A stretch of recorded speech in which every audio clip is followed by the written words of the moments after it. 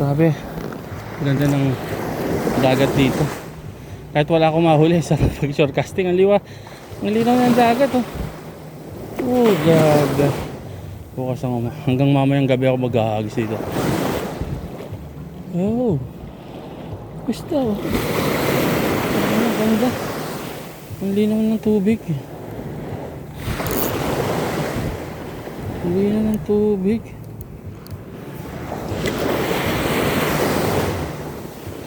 Ah, grabe. Yeah. Sarap dito.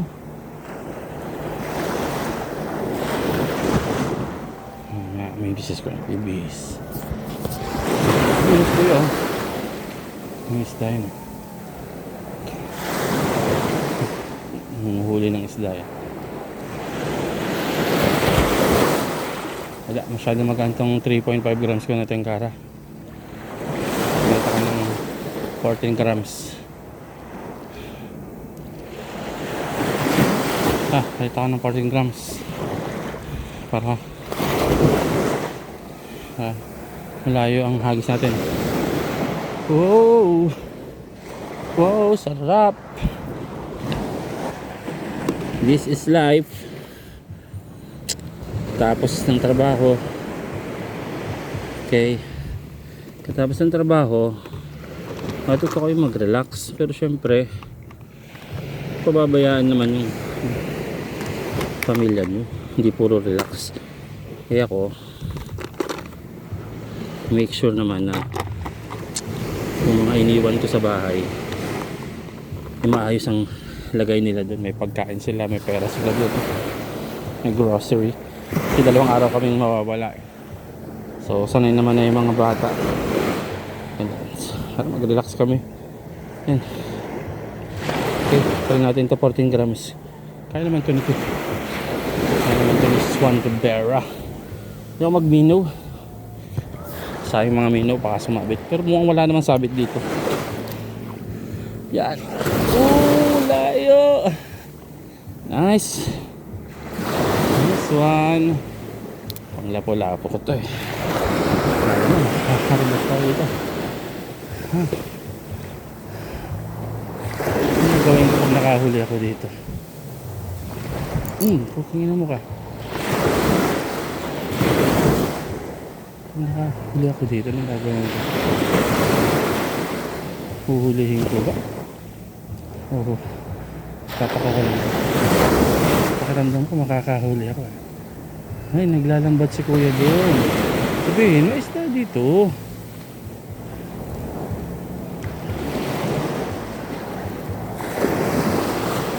Yan, nag-jet ski oh.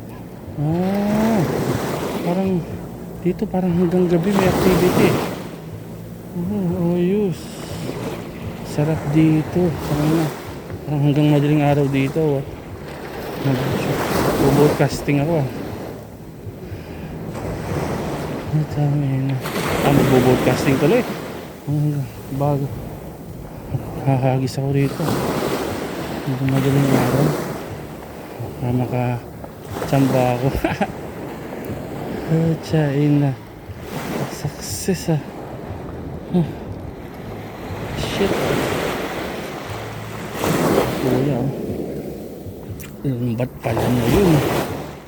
Yun, layo oh. Layo ng tapo ng 14 grams. Oy, pocha. Pala yung mga windmill oh. Yan. Ganda ng panahon. Katabihin ko lang yung mga windmill. Dati na kami nagpunta rito pero tagal nun. Parang yung panganay ko na 16 years old parang 1 year old pa lang. Dati na ako nakatira dito. Kasi na-assign ako dito nung medrep ako sa Unilab. Na-assign ako dito for 3 years. So pinuntahan namin to. So hindi ko naman masyado na-enjoy yun. Kasi nga babantay ng bata. Ngayon wala, kami lang na misis ko. Wala kaming pakialaman. Sa daw magtutupis. Bahala ka, magtupis ka. ako mag-fishing. Dahil wala akong jigging ang Sunday eh. So dito ako babawi. Okay. Basta makapaghagis lang. Kahit walang huli.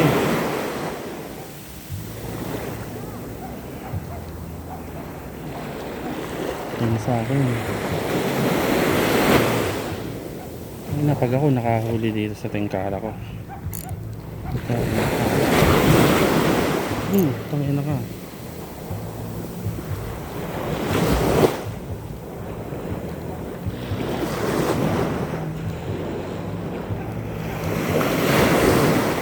Ako nakahuli talaga dito. Parang sinisibad naman.